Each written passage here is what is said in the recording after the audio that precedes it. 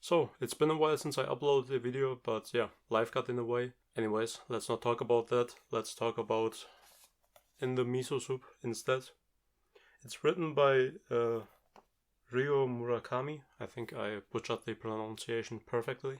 I got this copy gifted to me at my birthday, and I love getting books gifted because it's a great way to discover new authors that I might enjoy.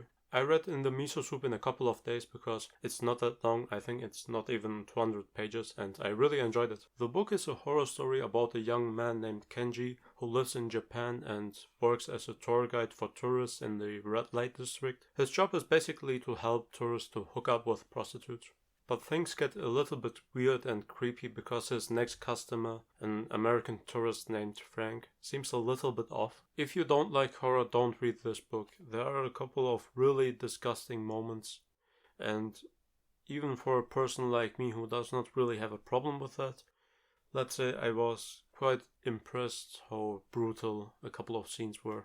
But the thing that I enjoyed the most was the atmosphere in this book. We were constantly surrounded by the Japanese red light district at night, and on top of that we had the constant fear of being in danger because of Frank. While I was reading this book, I really felt the type of fear you usually do when you walk alone at night and feel like something is watching you or following you.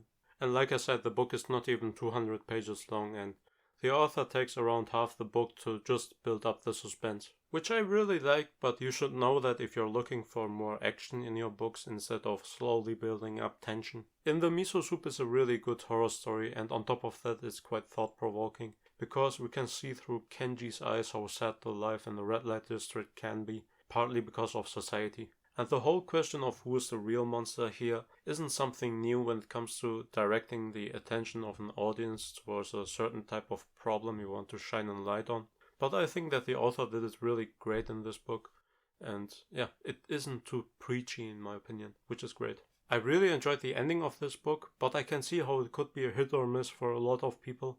Of course, I don't want to spoil anything in case you want to read it yourself. I'm just curious when it comes to other opinions about the ending. In the Miso Soup is a nice short horror story. It isn't my new favorite of all time, but I had a lot of fun while reading it, and I would definitely recommend it if you like horror and creepy stuff, which isn't supernatural. But now I want to talk about a couple of things more in detail, so spoiler warning. Frank is such a creepy character and I loved him as our antagonist, but I did not understand why he chose Kenji as his friend and why he did not kill him, because once Frank lost it and he started to kill everyone, he did not seem like he made a big difference when it comes to choosing his next victim. I mean, he knew Kenji only almost 2 days, 3 days, and yeah, it was a little bit weird that he chose to let Kenji go at the end.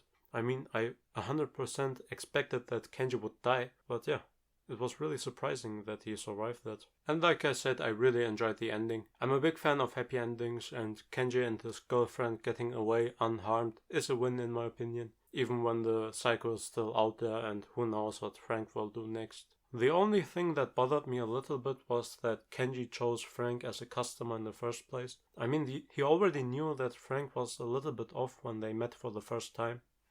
On the other hand, I can understand why he chose him, because he needed the money, and to presume that someone is a murderer just because they are socially awkward would be a little bit far-fetched. So, like I said, In the Miso Soup was really fun to read, and I actually have to check out other books by this author, Ryo Murakami. I'm really not sure how to pronounce his name. I want to get it right, but I'm probably butchering it completely.